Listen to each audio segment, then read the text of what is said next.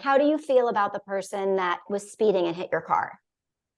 Years ago, you probably wouldn't want to see me in a room with them, but like recently and everything that I have in my life now, I'd like to tell them thank you, give them a hug. Thank you, and give him a hug for paralyzing you. Yeah. Welcome back to Finding Joy in the Hard, where you'll get to hear powerful stories from people of all walks of life who've gone through incredible challenges and have come out the other side. I'm your host, Suzanne Andora Barron. I'm a mom, a wife, a yoga instructor, a meditation coach, and a certified Jin Shin Jitsu practitioner. I know what it's like when life feels too hard. Our oldest child, Christopher, had leukemia 3 times and passed at the age of 9. But those are facts. They don't define our life. We had fun, joy, and laughter amidst hard times, and we continue to do so. I started finding joy in the hard because I wanted to remind you, you are so much stronger than you think you are. Light can be found in the dark and joy in the hard. I hope you see yourself in my guests and in me, maybe not in our actual experiences, but in your ability to dig deep and find strength. Every episode will include actionable healing tips. So let's dive in. My guest today, Pat Russo, is pure inspiration, though he doesn't see himself that way. He became quadriplegic when he was 16. Another driver ran a red light, smashing into his passenger side door. Pat is a single dad to his preteen daughter. And yes, it's his biological daughter. I've been asked this, and while we don't talk about it in our interview, I wanted to set the record straight. Pat shares that he became a single dad almost overnight when his daughter was 15 months old. He shares how he had to practice getting his baby in her car seat and his wheelchair in the car without hitting her in the head. He said he went out to his car and he practiced it at least 50 times to get it right.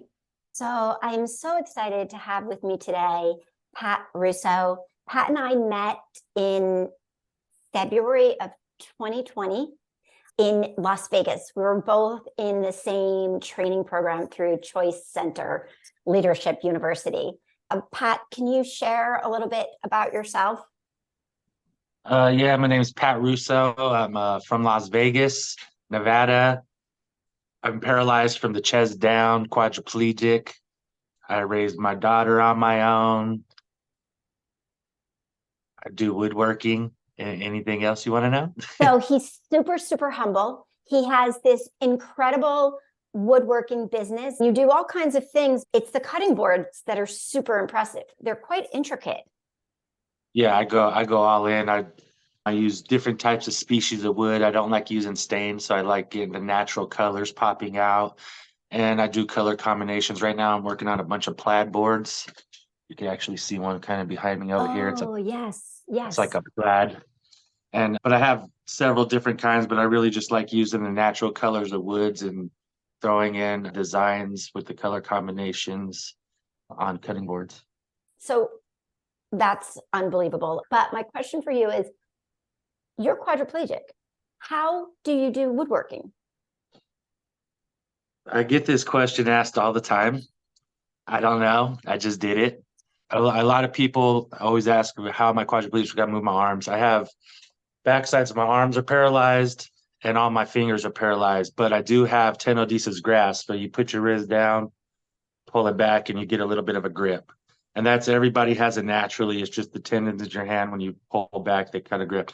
It's not a very strong grip, but with angling it the right way and everything, I could work myself around the shop to use. I would say almost every tool in here I'm using on my own. That's incredible. I mean, how many of us say, oh, I can't do it because, but there's no because they really can do it. right.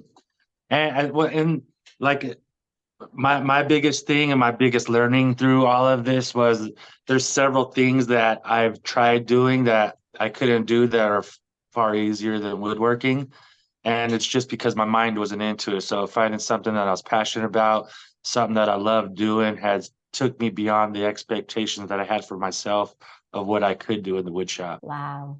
That's incredible. Okay. Can you take us back to when the accident first happened? You were 16, right? Tell us what happened. I was on my way home from school. Me and my friend were actually just got out of school on our way to an auto parts store, and we're gonna go drive by another high school. And before we made it over there, we were going through a light.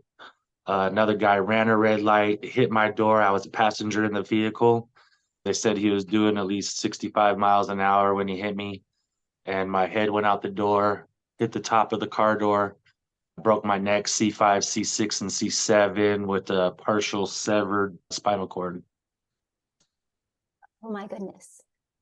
And it was like that, right? It was just a split second. One moment Yeah. life was normal, and then the next minute, the accident. Yep. And when did you know that you were going to be paralyzed? From the doctors, I knew the next day, but immediately in the car, I was asking the people in the ambulance if I was paralyzed, which was kind of weird to me because I'd never really been around anybody paralyzed or used the word paralyzed, but that was my question the whole way to the hospital. Is it because you couldn't move or you couldn't feel? I couldn't move, and I don't know. I just kept asking, am I paralyzed? They all thought I was in shock and kept on saying, just wait a minute, you'll probably feel something. But that was just my immediate question was, am I paralyzed? It, the only thing I can think about is how scared you must have been. Was it, I mean, is that what came up for you? It could have been scared. Yeah, there was probably fear in there, and then you have that flash before your eyes of everything that you're not going to be able to do, and that probably lasted for a few weeks there, just constantly thinking about everything I was not able to do anymore, the things that I wanted to do and couldn't do. Yeah, that makes sense to me. I could completely see that. Your parents, how did your parents handle it? It was rough on them. My dad took it really hard. My mom took it really hard. It was Yeah, uh, it was very rough. as a mom myself, I can't imagine. But then again, I never expected my son to get cancer 3 times. You're not given a choice. So that happened in what year? That was March of 2000, March 21st of 2000. What was life like for you after the accident? I had a lot of people telling me, insurance wise, you can't get a job, you can't do this, you lose your insurance. I am dependent on a caregiver right now. And I am working on, I've discovered new things recently. So I am working on getting independent. But as of right now, I am dependent on a caregiver. And everybody was telling me not to get a job. So I couldn't have nothing on paper. And I started selling drugs in my neighborhood. At the time, I really felt like that's all I was going to ever have for me to have any kind of money. And was that around 16, or was that when you became independent, when you were an adult? I would say that was about 2 years later. That's when I was pretty much, I mean, I dabbled here and there, but I wasn't just, like a full timer until about 18, 19 years old, somewhere around there. So you felt like drugs was the only recourse for you to support yourself? Selling drugs Yeah, was, yeah. Everywhere so if you make over a certain amount of money, you lose your Medicaid. If I lose my Medicaid, I lost my caregiver. Um, there is different loopholes now that I've learned throughout the way, but I didn't know about those because I was 16, 17 years old at the time. They said you couldn't do it, so I never even thought of any kind of loophole to be able to do that or looking out for anything else I just wasn't looking for anything else because everybody was already telling me I couldn't do it or I'd lose my caregiver and I'd lose this and I'd lose that. So being dependent on it, I just kind of did what I had to do to have something. When did you finally figure out that something needed to change, that there was another way? Definitely going through the choice program helped me get to that point of wanting it. And I would say when I went to going through choice, I was ready for the change. I never really sold anything from my house, but if it was like a real close friend or anything, I didn't think nothing of it. And I remember handing something to one of my friends, and my daughter asked for the money. And so that just kind of that was already setting the seed that I needed to Oh make a my change goodness. because she was noticing what was going on, even though that, and like before all that, if I was going out doing everything, I would drop her off with my grandma or my aunt, and then I would go make my money and then go pick her up at the end of the day. But if it was like a close friend or relative that was just picking up some marijuana or something like that, I wasn't thinking nothing of it, and it was kind of just out in the open. And once I noticed that she was noticing, I knew I had to make some changes. How old was she at that time when she asked for the money, roughly? Ooh, probably 4 or 5. Oh, so she was seeing it like this is the norm. This is what dad does, and I can help him. Wow. Yeah. So take me back. You had the accident at 16 in 2000. In 2011, your daughter was born, or you got sole custody of her? Which was it? She was born in 2011. I got sole custody of her in 2013. Okay. So how do you parent? I know you get this question a lot. How is it possible to take care of a 15-month-old? It was literally overnight. Me and her mom, um, I stuff was going on between us. She had an addiction problem, and she kind of went on her own way. We were in the middle of moving out of a house. I moved into the house that I'm actually in now.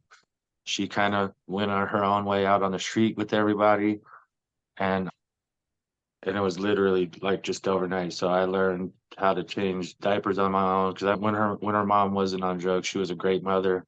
She Mm. did everything with her. She was wonderful. But those drugs I never dealt, so it wasn't like she was getting them from me and had an addiction. It was kind of all behind my back and a little bit more hardcore than what I was into.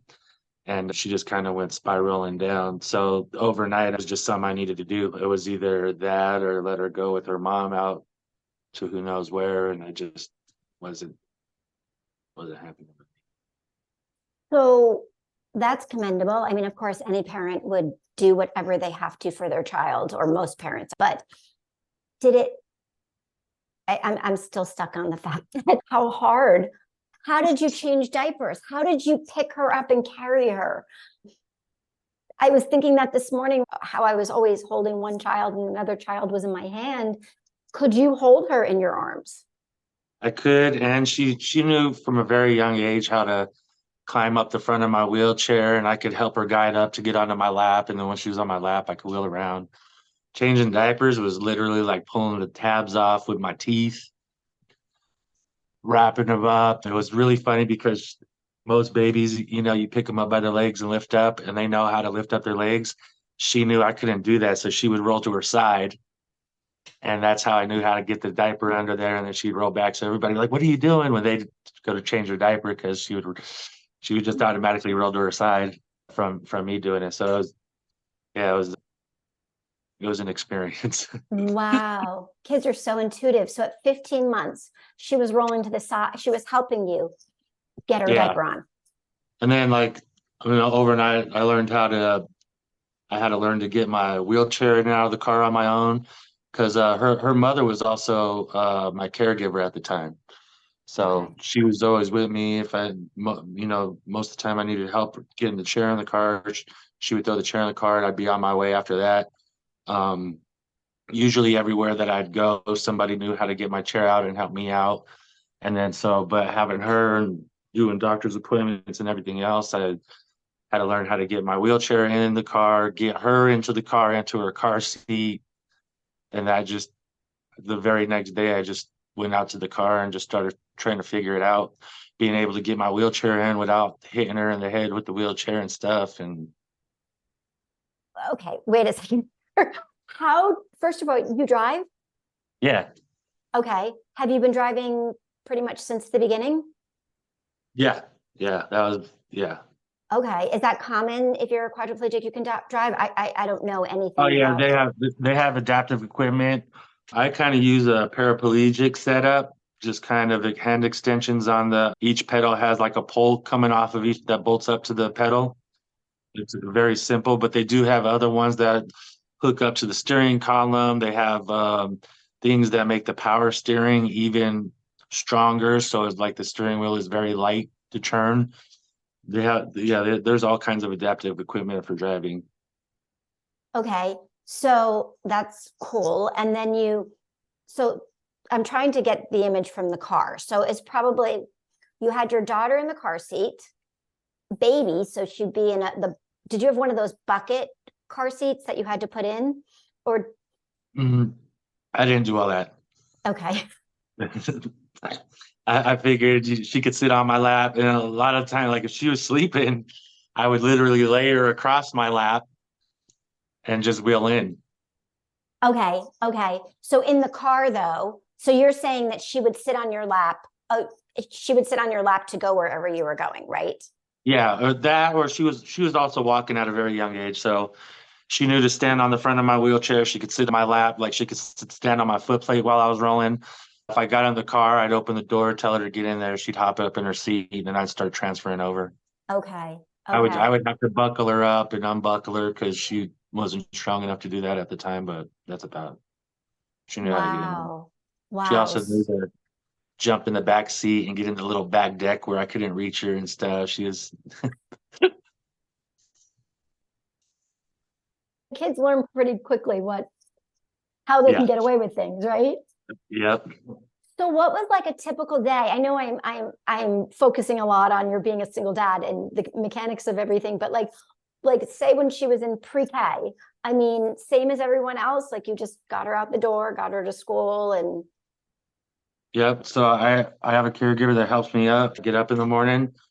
I would at the time I would hop in my power chair because it's not even it's really not that far from my house, the elementary school. And I would just ride her up there. She'd hop on the back of my power chair. I'd ride her up there real quick and then come back home, finish up all my stretching, and then ride back up there to go pick her up. I'm getting like chills right now because like that just the fact that you did it, you just did it because you didn't have a Yeah. choice, right? Yeah. Wow. And how old, what is your daughter's name? Jeriana, Jeriana. So how old is Jeriana now? 12. 12. So she's in sixth grade, Just, is it? yep, just started middle school. Okay. And she helps you a lot. She helps you out a lot with your woodworking. Is that right?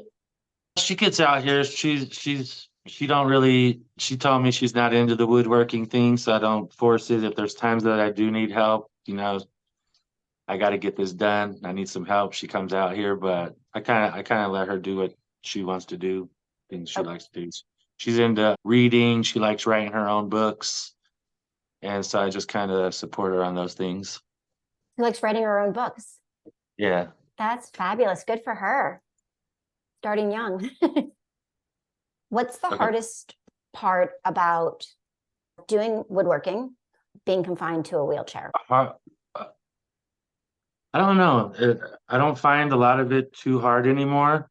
I think the hardest part was kind of just learning to use the tools in the beginning. There's a lot of dangerous things that can happen, and you got to be aware of those, like kickback on a table saw. If you have kickback, there could be a piece of wood coming flying back at you at 80 miles an hour. What So is things what is like kickback?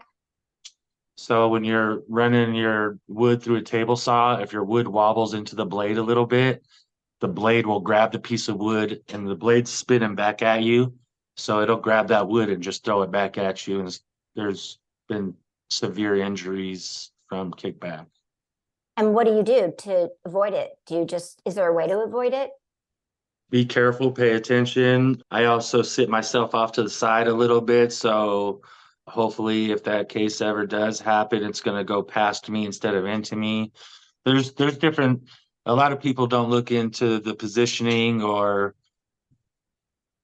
avoid it. So I'm very cautious when I'm cutting on a saw, and I think that little bit of fear that I always have helps me stay safe.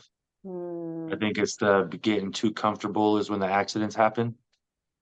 interesting. So sometimes fear is good. Yeah. In another interview, I heard you say the hardest part was getting a piece of wood off the ground. Have you figured out how to do that?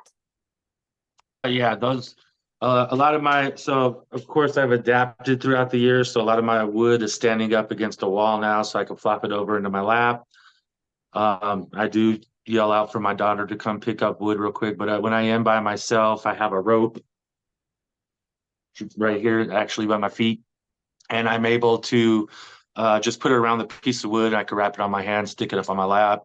When I very first started, I would get it on there, and I would get the piece of wood at the end of my wheel, and I could just pull the rope up and then flip it over.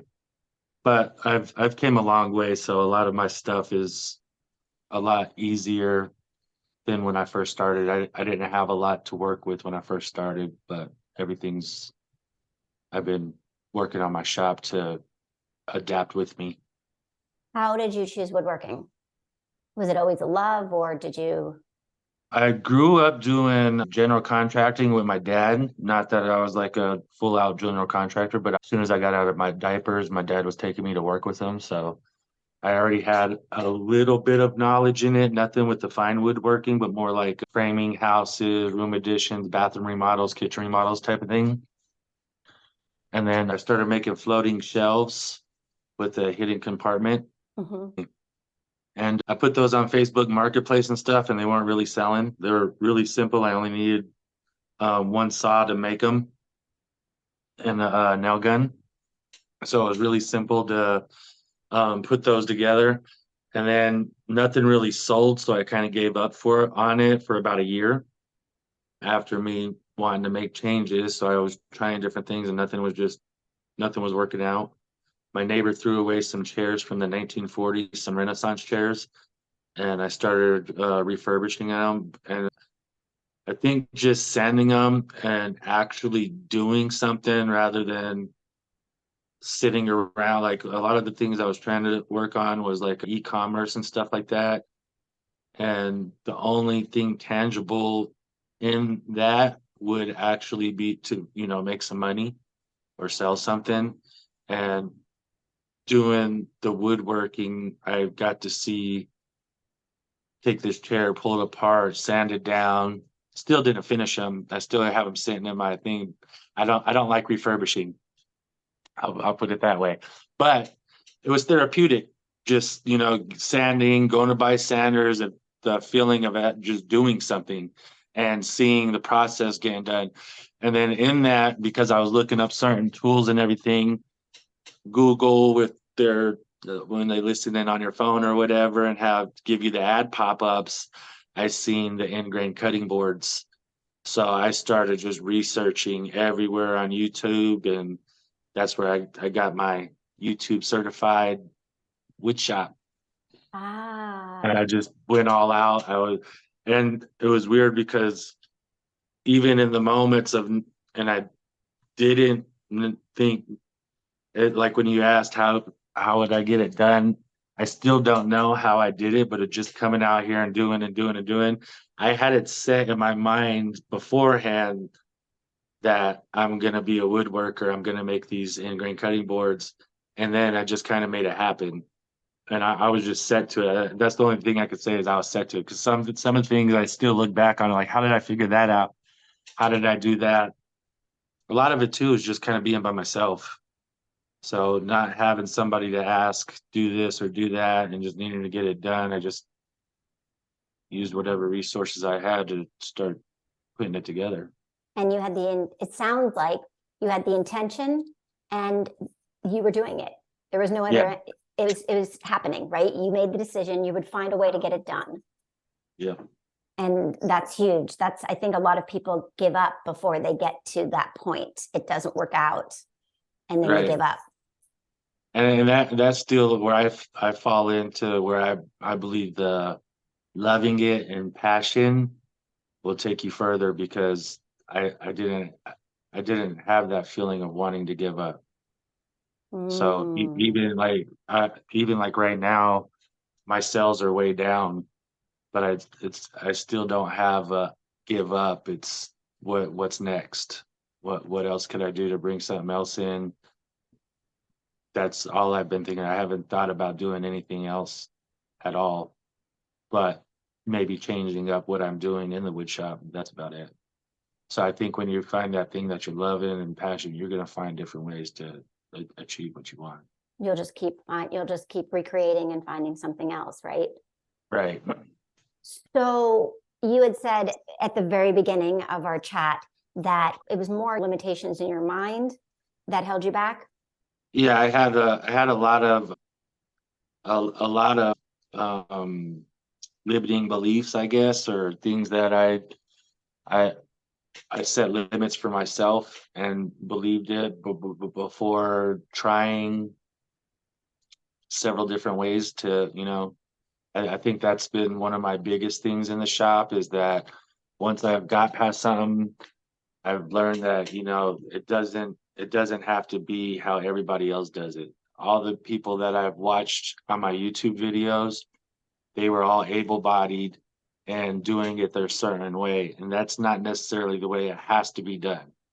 That is the best option if you have an able body. Those are the best ways to do it, but that's just not the way that I'm able to do it, and that's not the way that it has to be done.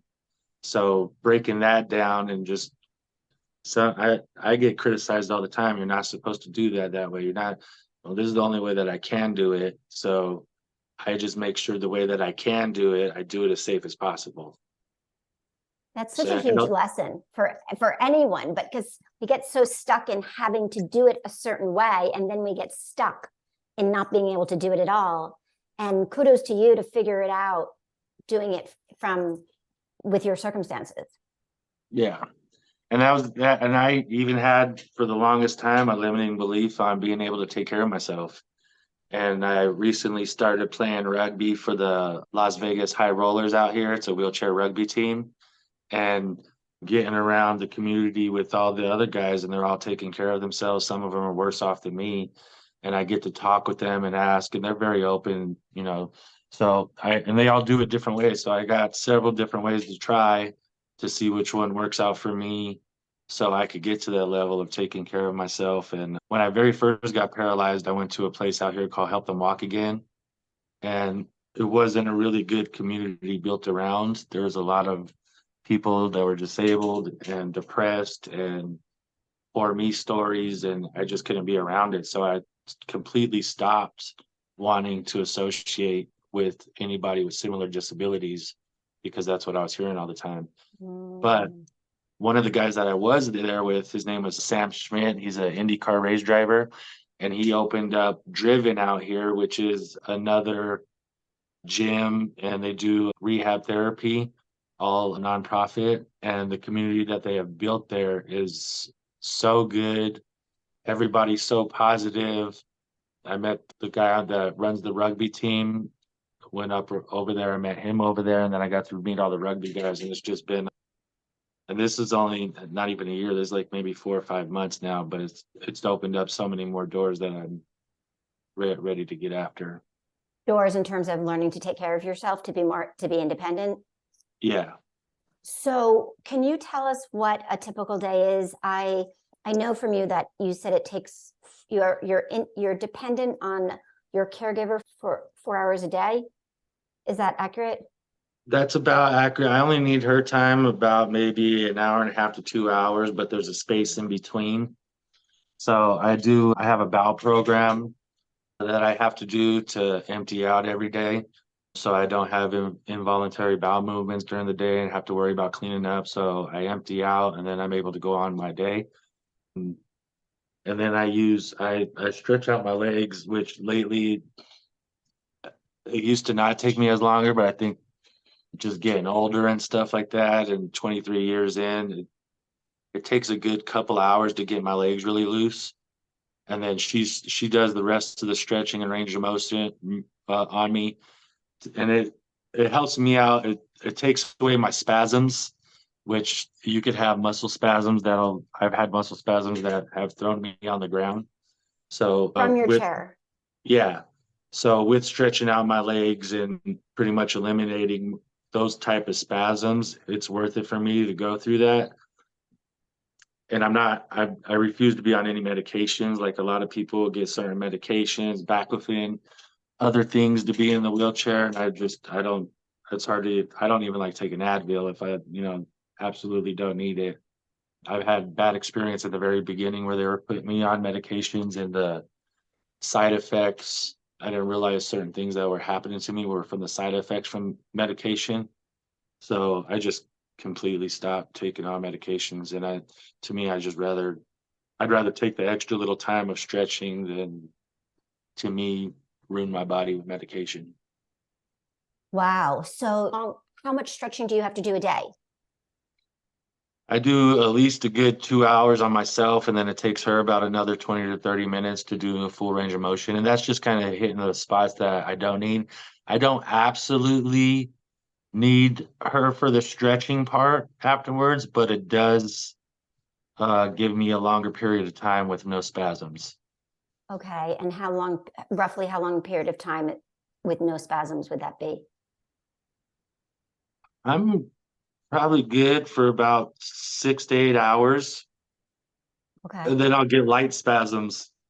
And I move my legs around a lot. I don't know if you notice me, I'm constantly moving around, which will so a lot of it is like if you're sitting down in a chair for a long time, you'll kind of lean off to one side to give this side a break, and you'll lean over here. I don't have those feelings. So I've learned throughout the years just to kind of move around, lean off to the side, and just relieve the pressure, which those doing that also helps eliminate the spasm. If you're sitting too long in one spot, your body will automatically react and throw a spasm out to get you to move. So you can move your leg. Oh, with my arms. Oh, God, got it. Okay. Okay. Okay. How do you feel about the person that was speeding and hit your car? Years ago, you probably wouldn't want to see me in a room with them, but like recently and everything that I have in my life now, I'd like to tell them thank you, give them a hug.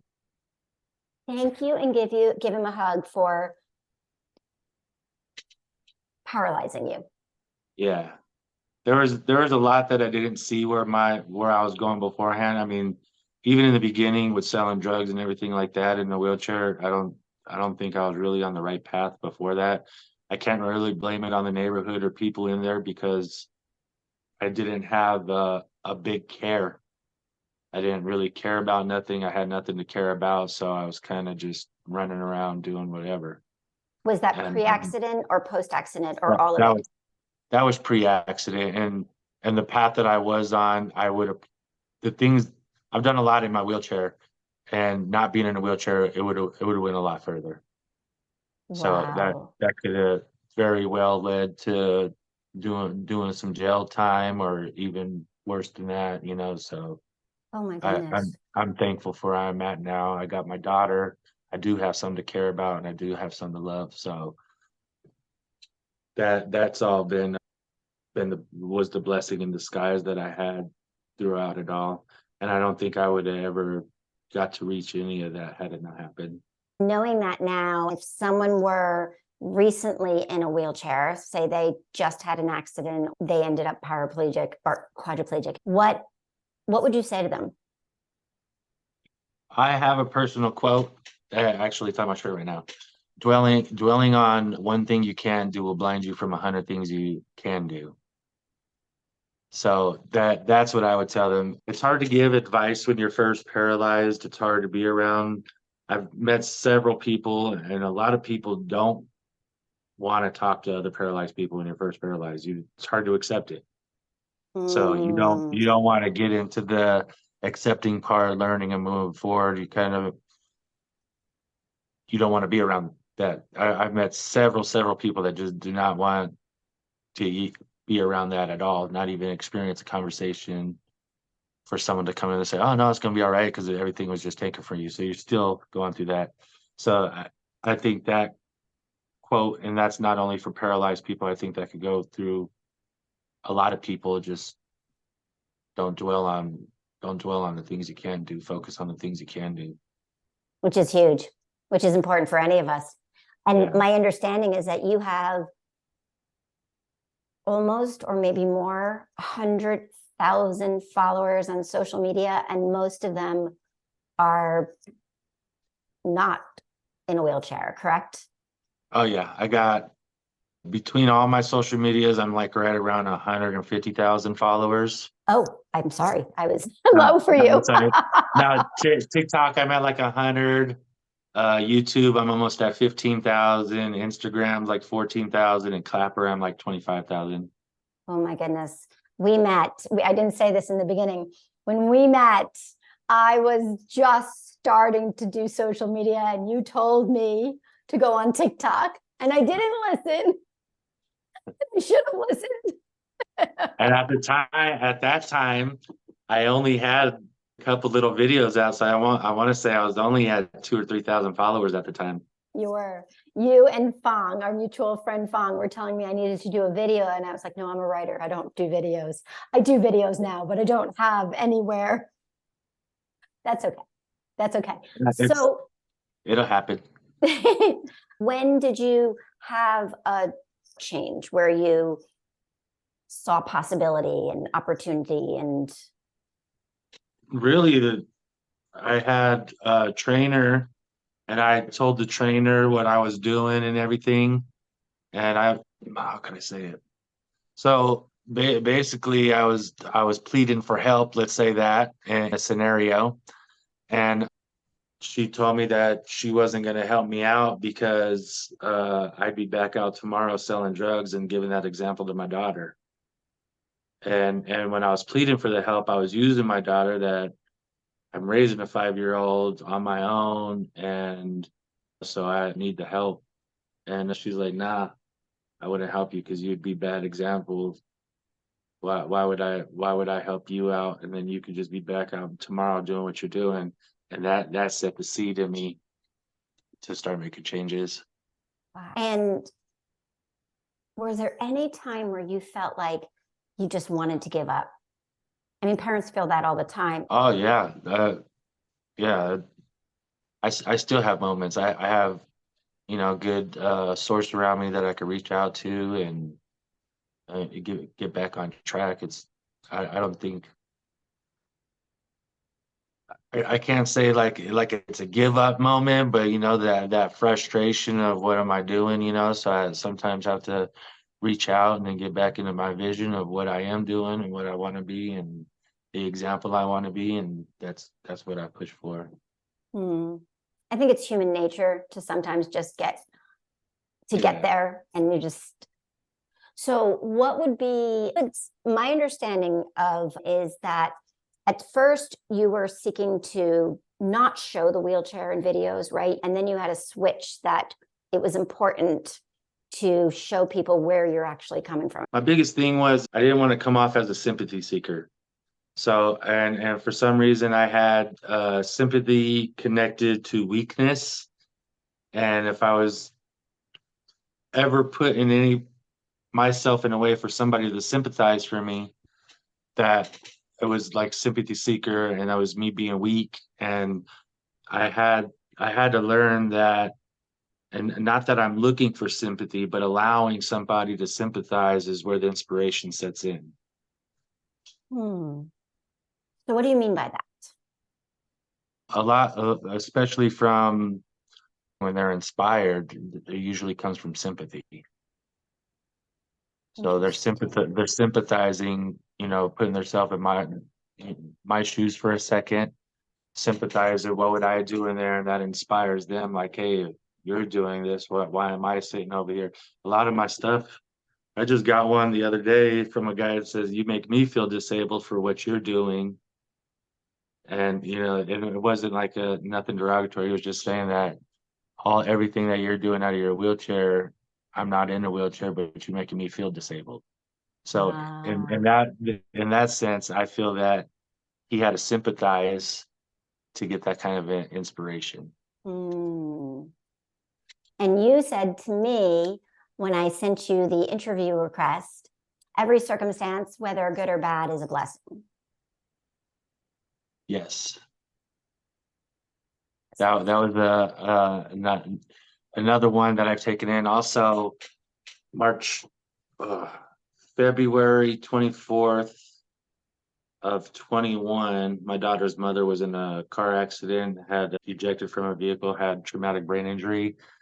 And the crazy thing is she survived until March 21st, which was the date that I got in my accident, and she passed away on that day. Afterwards, I done abundance and prosperity at choice, and Chris Lee was always saying, just say yes. You know, if it's bad, say yes, and be blessed for it. And before she passed away, you know, that's where I started taking my accident as a blessing, and I changed my survival day into a blessing day. You know, I got to be blessed, take it as a blessing day every 21st. And I still feel like she held on till the 21st so I could keep it as a blessing. So when my daughter's going through it and stuff, we'll talk about it. But then afterwards, after I know that she's feeling it and she's over it, we talk about the blessings that came from it. And because of that, I feel like her grieving period has went very well. I've gotten to take it a lot better because instead of seeing it in something bad, or I mean it was bad, but we also get to see the blessings in it. So I think that's been very helpful for us to move forward since then. Yes, I understand it. We always look at things from our own perspectives, right? Right. So I know with the anniversary of my son's death, we started the second anniversary of my son's death. He passed when he was 9. I took my younger son and my nephew, and we went to their favorite water park, you know, the one that my older son had loved too. So we would do my son's favorite things on the day he passed, or we would do something adventurous or something fun, eat his favorite food. So it wasn't a day of sadness. It was a day of celebrating life.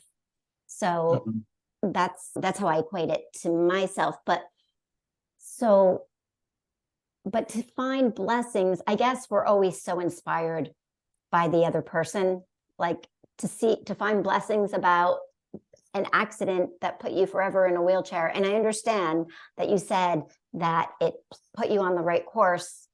You ended up meeting your daughter's mother, and you had your daughter. So, but it's still remarkable that you can find blessings. I think it's still huge. Thank you. And when Chris Lee said to you, when something bad happens, say yes, it's a blessing. Can you explain a little bit more about that? Did I say it right? Yeah, the best thing, like the way he explained it, like when he was, I interpreted it into my own ways, but the way he explained it is when you lock your keys in the door, you know, and you're all mad because you're locked out and you got to wait for the locksmith to get there, say thank you, because you don't know on the way home, you could have got hit by a bus or something else along the way, but you're still there, you're still alive. So be thankful for that in the moment, because you don't know what it saved you from, or what path it's gonna take you on. That also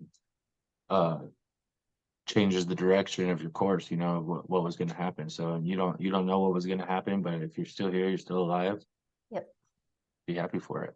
Right. Where there's life, there's hope. Yep. Yeah. So it's very interesting that you say locking keys, because I just locked myself out of the house 2 weeks ago, and I had to get to school because I teach yoga at a school. And I thought, okay. And I found someone to drive me, and it was a beautiful day. And I thought, well, I get to sit outside. So it's flipping the script, right? Finding something to be grateful for versus the negative of it. Have you ever did the exercise of the get to, have to, I'm blessed to because? I don't think I did. Or have to get to. Was that journey, or was that? That was in abundance with Chris Lee. He had us write everything down. Yeah, I never took abundance with Chris Lee. And that one, he said we're not under confidentiality on that one.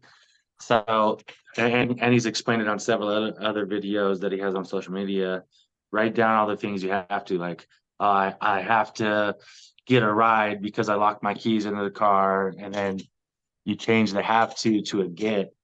I get to get a ride from somebody because I locked to. And then he said, if you want to take it a step further, I'm blessed that I locked the keys in my car because, and you answer the because on there. And that just takes it to a whole nother level of being able to be blessed by that. I like that. I've done the have to get to, and I've taught my students that, but I like the blessed to because it changes your perspective. Yeah, and then you gotta say, I'm blessed this happened because, and it's very important to answer the because part, because things will come up in your mind that you wouldn't even think of when you're answering it, and it really just takes everything off your shoulders. Wow. I'm going to try that tonight, and then I'm going to teach it tomorrow. So let me ask you this. At what point did you find light in the dark? I found it pretty quick. I was always a prankster and stuff, so I think pranking and joking around helped me get some light in there. I was 10 days. My accident was March 21st. April Fool's Day, I had my aunt tie a string around my toe and was telling everybody that I could move my foot. Like, so I immediately had some kind of light right off the bat. When I went to Craig Hospital, spinal cord injury rehab, I was pranking, joking. I gained more and more as the years come, but I had a rough for probably about the first 8 years, maybe even 10 years. I had really rough moments, and I don't have those really rough moments anymore of dwelling, depressed, or anything like that. I mean, I have the normal frustrations, but I don't have those really depressing setbacks that I had within the first 10 years. And what would you say is the cause of that? Is it your mindset? Is it, I don't want to fill in the blanks. Mindset? Yeah, it was mindset. I had a lot of why me, and I had to learn I had to switch around that to why not me. And once I started doing the why not me, it was just you answer it differently. So if you're asking why over something that's out of control, you'll never have an answer. So you're going to continue asking why. But if you say why not me and you start answering that's actually a question you can answer. And so what is your joy in the hard?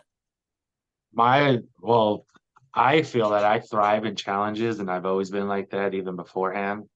So even like now with the rugby and learning how to be independent, it's a challenge to me. So I I enjoy challenge. So I find my joy being challenged. And you find your joy in being challenged, huh? And so many people give up in the challenge, but you find perseverance in the Because when you give it when I feel when you give up during the challenge, you're only setting yourself up for regret. Because later on you might have an answer, then you're gonna say, well, why didn't I do this and why didn't I try that? And I could have been doing this if I would have did that. And I go through all of that until I'm absolutely sure that this isn't for me, but usually I come out on the other end with different results. That's inspiring. Do you recognize that you're inspiring? Do you recognize that? No. But I think that, go ahead.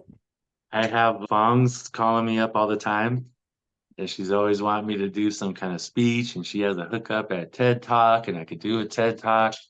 I don't see it. I still have a feeling that I need something more to be on that level, to be that inspiring. I've heard it the entire time I've been paralyzed that I'm inspiring, but I just like making a sandwich or but without using fingers, I guess I could see somebody seeing that.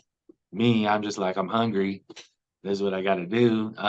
Changing the diapers. I've heard people say that part was inspiring, but it was just like, what are you supposed to do when your daughter's in a dirty diaper? You gotta figure that one out. You can't just leave her sitting in it. So I never seen the inspiring part about it.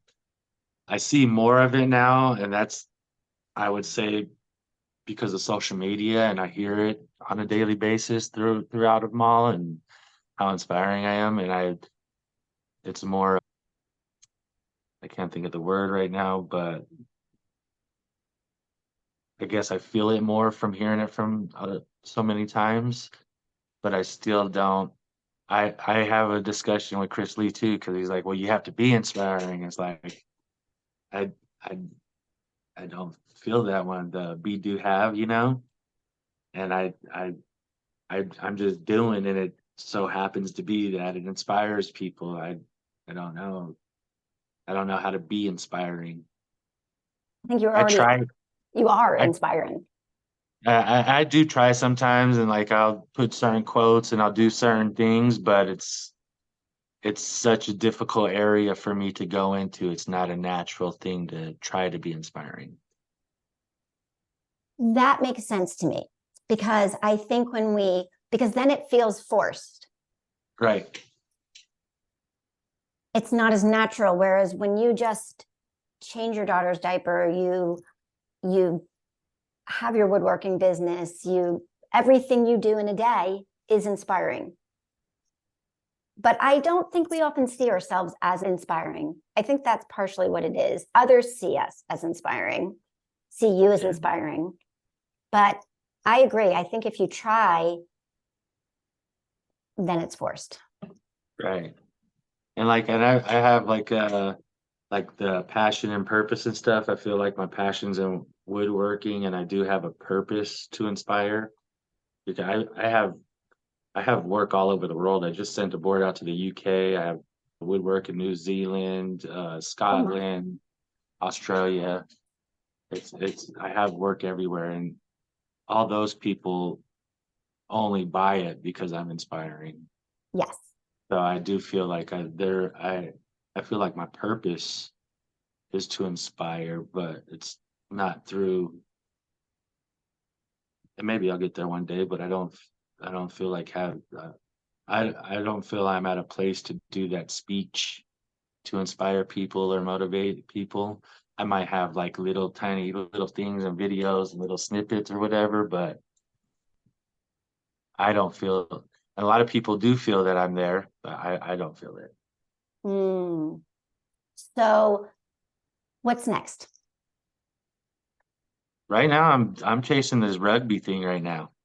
I've totally found a passion in it, and I love it. I love the community. I love the bonding. Working out. I've been losing weight, getting stronger. It's fun. It's like bumper cars and Mad Max wheelchairs. I've It's seen totally, it's pictures. fun. It's amazing. It's so inspiring. I didn't want to use that word again. It just looks like it's so much fun.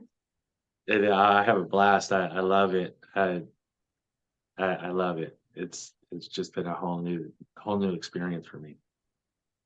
And last question, what do you do to, and I think you may have just said it, but what do you do to relax? Relax. Ugh. I don't think I do. I go to the drive-in movies, then I fall asleep. They still have drive-in movies near you. That's great. Yeah. My daughter loves going to the drive-in movies. I cannot stay away. As soon as I'm sitting still, I'm tired. I don't like to relax. I'm just not that.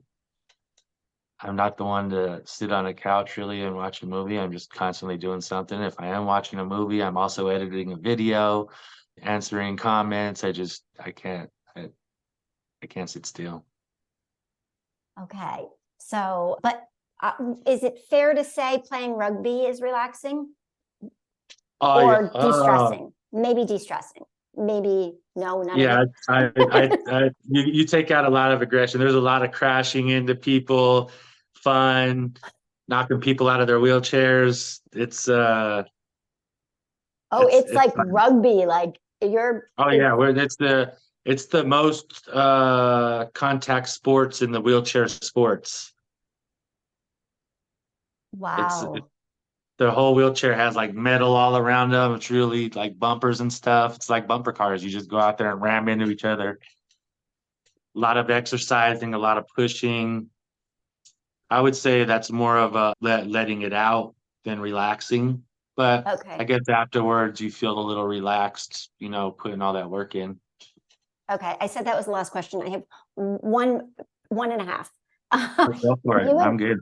okay, thank you. I had heard you say before, we are risk takers. What did you mean by that? What did I say? You had you had said we are risk takers. Do you remember that? You had said you're a risk taker.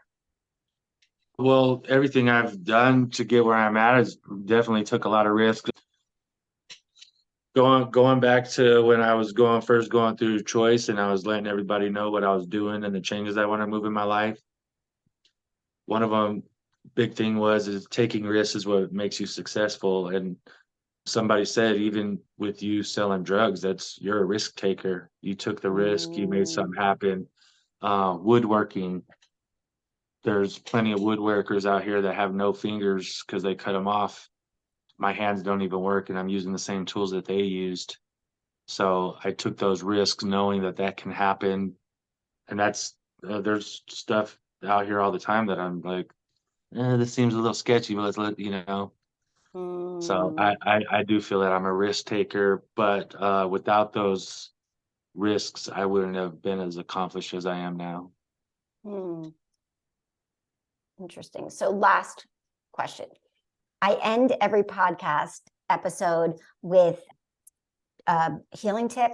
So with you, I know we've talked before about breath work and things like that, but so if you were to hold your arm, what kind of feeling do you have in your body? You do have some feeling, or no? Did I get that wrong? Oh, I have feeling throughout my body. So I'm paralyzed from about like right here down. Okay. Because my spinal cord was partially severed and not completely severed, I do have feeling. I don't have all the normal feelings, but I do have I could feel, hey, you're touching my calf, you're touching my foot. Okay. I couldn't tell you if you were poking it with a needle or not, but I could tell you where it was at. You can't hold your fingers, right? Because your fingers don't. Can you hold your fingers, or? I don't think Somewhat. Like I could, hold that finger. Okay. Okay. Can you take a deep breath? Yep. Okay. Does deep breathing calm you, or does it make you more anxious? It helps. I feel like when I'm taking deep breaths that I get a little anxious from a lot of oxygen getting in there, but the short breaths that I have to take afterwards are very relaxing from the deep breaths. Okay. So if I suggested, because this has been huge for me, but everyone's different. If you take a sip of air in, and then you make the exhale longer than the inhale, but it doesn't have to be super long. The exhale just has to be longer than the inhale. Okay. That stimulates the parasympathetic nervous system, which helps you relax. So it's just something to think about. And if you can, you pause your breath at the bottom for a moment. So you would take a sip of air in, breath is longer, hold it for a beat, and then you take another inhale in. Okay. And that helps relax the body. I'll do that. I'll try that one out. Okay. And how are you falling asleep? Sorry, what you're going to say? I'll try that right before I go to start working. Oh, yeah, exactly. To calm down. So you can be in the zone, right? Yeah. Well, Pat, thank you so much for spending this time with me. I really appreciate it. Can you send me every way that people can get in touch with you on social media and your website so I can put it in the show notes? Yeah, I could do that. Is there anything that you would like to share that I haven't covered? No, I'm good. Okay. Well, thank you again. I so appreciate it. And no problem. If you ever want to do it again, we can. Oh, I definitely will. I definitely will. And everyone, you have to check out his work. You have to check out his social media, and because you'll fall in love with Pat. Yeah. Everywhere. It's really, it's just keep it pushing woodwork. Pushing without the G, but keep it pushing woodwork. And that's all my social media platforms. Or if you even do hashtag quadriplegic woodworker, I got that hashtag sewed up. Oh, that's fabulous. Yeah, so you'll find me on all of them through that hashtag. And do you have a website? You have a website too, right? Yep, www.keepitpushingwoodwork.com. Because I ordered a t-shirt for my husband since he's a woodworker. Well, thank you again, Pat. I really appreciate it. No problem. Anytime. The takeaways. One, when you want to do something that's really important, set it in your mind beforehand, like Pat did. Before he started woodworking, he said in his mind, I am going to be a woodworker. He went out to his garage every day and kept doing, and he made it happen. Two, your path doesn't have to be like everyone else's. Three, when you feel like giving up or get frustrated, that's when it's good to have good support around you. They can help remind you what your vision is, what you want, and what your goals are. Four, look for the blessings in every circumstance. And five, when you say I'm blessed, add because. Because is the key part. Six, if you're asking why over something that's out of your control, you'll never have an answer. You'll get stuck in why. But if you say, why not me? You actually have a question you can answer. Seven, when you give up during a challenge, you'll only have regret because later on, you might have that answer you were seeking. Eight, if you dwell on the things you can't do, you'll miss the 100 things you can do. Regarding the healing tip that I offered, Pat, I want to offer some clarity. So you inhale through the nose, if you're able, and you exhale through the nose. Your exhale is slightly longer than your inhale. And if you're not pregnant, you suspend the breath for a second or two before taking your next inhale. Thank you for spending time with us at Finding Joy in the Hard. I have an ask. Can you share this episode with at least one person you think would really benefit from what you heard or saw today? I wish I had a podcast like this when I was going through my hards. Thank you again for spending this time with us. And that's all for today. I wish you the best. Until next time.